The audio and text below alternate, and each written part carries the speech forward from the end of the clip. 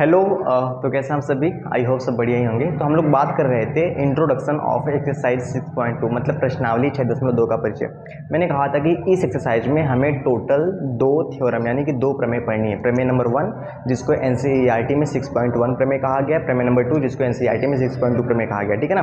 तो जो प्रमेय नंबर 1 है उसका नाम है आधारभूत समानुपातिक प्रमेय यानी कि थेल्स प्रमेय। उस प्रमेय का मीनिंग क्या है, उसकी लैंग्वेज क्या है, उसको समझना कैसे है, उसको प्रूफ कैसे करना है, इसकी बात हम पिछले वीडियो में कर चुके थे। अगर आपने नहीं देखा है तो उसको जाके आप देख सकते हैं, ठीक है। आज हम बात करेंगे प्रमेय नंबर 2। प्रमेय नंबर जो 2 है वो प्रमेय 1 का विलोम है यानी कि थेल्स प्रमेय का विलोम। अगर आपने उसको देखा है तो ये आपको बहुत बेहतर ढंग से समझ में आएगा। नहीं देखा है तो एक बार थोड़ी सी कष्ट, थोड़ी सी जहमत उठा के उसको जाके देख लो, ठीक है, ताकि ये अच्छे ढंग से समझ में आए, ठीक है। तो थोड़ी सी मैं आपको रिकॉल करा दे रहा हूँ कि पहली प्रमेय क्या थी। तो जो पहली प्रमेय थी वो ये थी कि अगर आपके पास एक त्रिभुज है, क्या है बच्चा, एक त्रिभुज है ना, ठीक है। अगर मैं इसका नाम दे दूं ए बी सी, अगर आप इस त्रिभुज में किसी एक भुजा के समांतर एक रेखा खींच दे, जैसे कि मैंने यहाँ पे एक रेखा खींच दी इस भुजा के समांतर, इसका नाम मैंने क्या रख दिया, डीई, है ना। अगर जो डीई है वह बीसी के समांतर है, अगर जो डीई है वह क्या है, बीसी के समांतर है, तब क्या होगा, ये जो डीई रेखा है ना त्रिभुज की बाकी 2 भुजाओं को समान अनुपात में विभाजित करेगी। मतलब कि एडी बटा जो डीबी होगा, एडी बटा जो डीबी होगा वह एई बटा ईसी के बराबर होगा। ये हमने पढ़ा था प्रमेय नंबर 1 में, ठीक है। आज हमें पढ़ना है इसी का विलोम, मतलब कि हमें ये पता होगा और ये हमें सिद्ध करना पड़ेगा। देख लेते हैं क्या लिखा है। कह रहा है कि यदि एक रेखा किसी त्रिभुज की 2 भुजाओं को, है ना, ध्यान समझना, ये हमारे पास एक रेखा है, यदि एक रेखा, नाम रख देता हूँ पहले ए बी सी, यदि एक रेखा किसी त्रिभुज की 2 भुजाओं को एक ही अनुपात में विभाजित करे, है ना, ये डी है ये ए है, यदि एक रेखा किसी त्रिभुज की 2 भुजाओं को एक ही अनुपात में, मतलब हमें क्या पता है, ए डी बटा डी बी बराबर ए बटा ई सी, ये हमें पता है। यदि ये जो रेखा है इस त्रिभुज की 2 भुजाओं को एक ही अनुपात में विभाजित करे तो वह तीसरी भुजा के, ये दोनों भुजाएं तो हो चुकी हैं, तो वह जो है ना, तीसरी भुजा के क्या होती है, समांतर होती है। यानी ये जो रेखा है वो तीसरी भुजा के क्या होती है, समांतर होती है। ये हमें प्रूफ करना है। बड़ी सिंपल है जी, कर देते हैं फटाफट से, है ना। देखना कैसे करेंगे, बड़ा सिंपल है। सबसे पहले लिखते हैं, है ना, कि हमें दिया क्या है ना। तो यहाँ पे हम क्या कर लेंगे, चित्र बना लेंगे, त्रिभुज ए बी सी, है ना, और हमने यहाँ पे एक रेखा खींच ली जिसका नाम है डी ई, है ना। तो हमारे पास क्या दिया है जी, हमारे पास क्या दिया है, लिख लेते हैं फटाफट से, है ना। ये है थेल्स प्रमेय का विलोम दिया है। हमारे पास क्या दिया है, हमारे पास ये पता है कि जो AD है ना, यानी कि AD बटा DB, AD बटा DB, ये जो है वो किसके बराबर है जी, AE, है ना। यानी कि ये रेखा है ना, AB और AC को समान अनुपात में विभाजित कर रही है। तो हमें ये पता है कि AD बटा DB बराबर AE बटा EC, ये हमें पता है, AE बटा EC। अभी आपको ये इसको ध्यान नहीं देना है, ठीक है ना। चलिए जी, ये हमारे पास दिया है। अच्छा जी, हमें सिद्ध क्या करना है, सिद्ध क्या करना है, हमें सिद्ध करना है ना। क्या सिद्ध करना है जी, हमें ये सिद्ध करना है ना, कि वह जो रेखा है वह तीसरी भुजा के समांतर हो। यानी कि ये जो रेखा है DE वह किसके समांतर है, DE पैरेलल किसके हो जाए, BC के। ये हमें प्रूफ करना है ना। हम क्या करेंगे, एक छोटा सा रचना क्या करेंगे, हमने ना यहाँ पे DE डैश, है ना, हमने इसकी रचना करी, ठीक है, DE डैश खींचा, ये हमें रचना करी। अच्छा जी, अब हमें करनी है उपपत्ति, ध्यान से समझना, उपपत्ति यानी कि प्रूफ। देखते हैं प्रूफ कैसे होता है ना, बहुत ध्यान से देखना। इसको हम करेंगे कॉन्ट्राडिक्शन मेथड से, है ना। कॉन्ट्राडिक्शन मेथड क्या होता है कि पहले हम कोई चीज़ गलत मान लेंगे और फिर बाद में कह देंगे ओहो हमने तो गलत मान लिया, है ना। यानी कि अपनी ही बात को गलत साबित कर देंगे तो ऑटोमेटिक सही बात जो है वो सही साबित हो जाएगी। कैसे, ये मैं आपको करके दिखाता हूँ। जैसे, है ना, हम क्या लिखेंगे, माना डी ई बी सी के समांतर नहीं है, माना डी ई बी सी के समांतर नहीं है। बात क्लियर है? यानी कि जो डी ई है वह बी सी के समांतर नहीं है, पर एक्चुअल में है ना, ये समझना, ठीक है। ये जो डी ई है वह बी सी के समांतर है, पर हमने कहा कि नहीं है ना, हमने गलत माना, ठीक है। और फिर अपनी ही बात को गलत साबित कर देंगे, है ना। कैसे? कि नहीं, है ना, डी ई जो है वो बी सी के समांतर है, लेकिन अभी हम क्या मान रहे हैं कि नहीं है, ठीक है। बल्कि D E dash B C के समांतर है ना, ठीक है ना।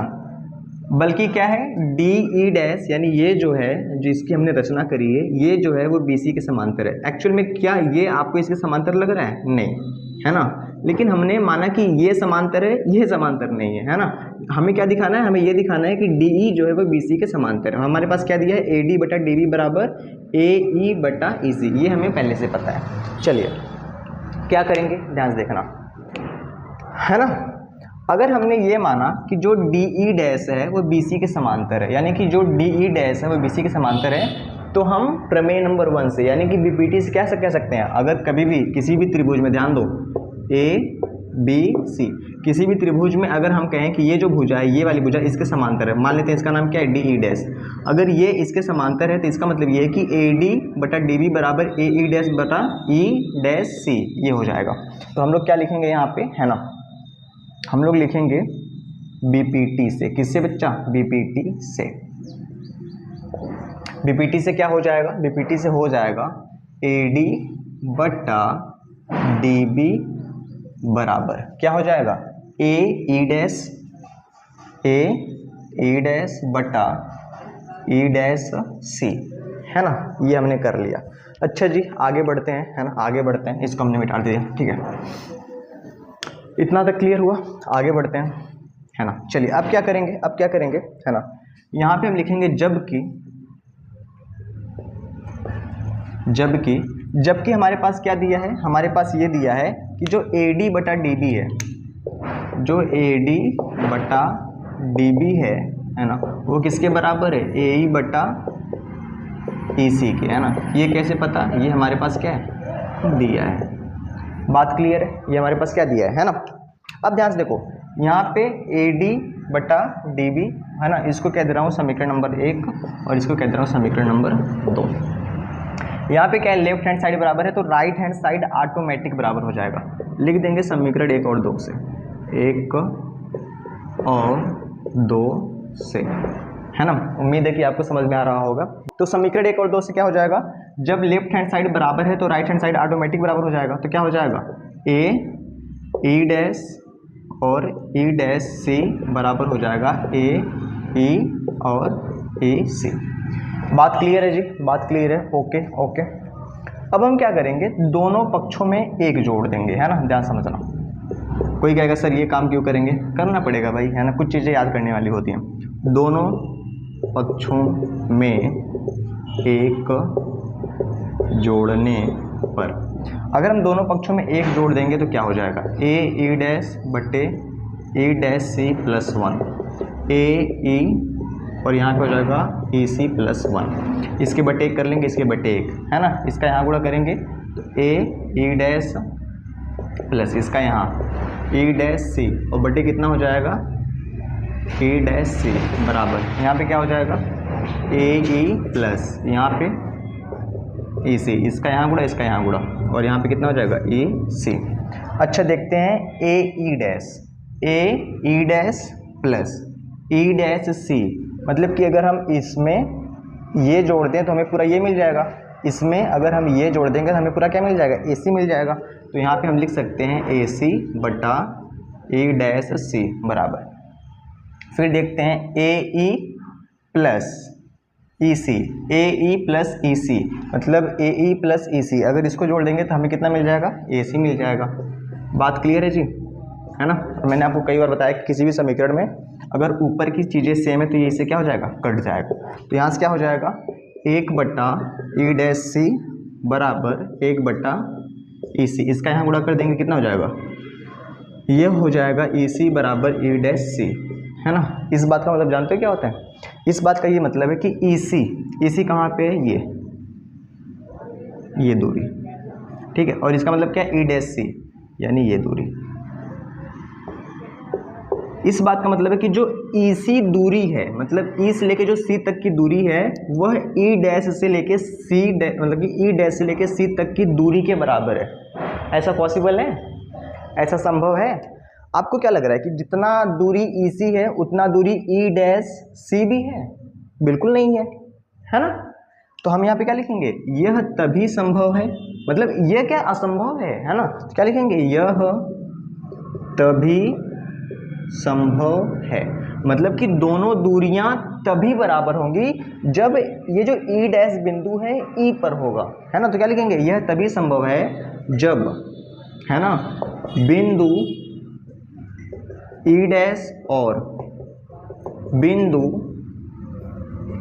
E एक ही बिंदु पर है ना। एक ही यहाँ पे लिख दे रहा हूँ, एक ही बिंदु पर हूँ, एक ही बिंदु पर हूँ, अर्थात जो बिंदु E' है वह किसके बराबर हो, E के बराबर हो।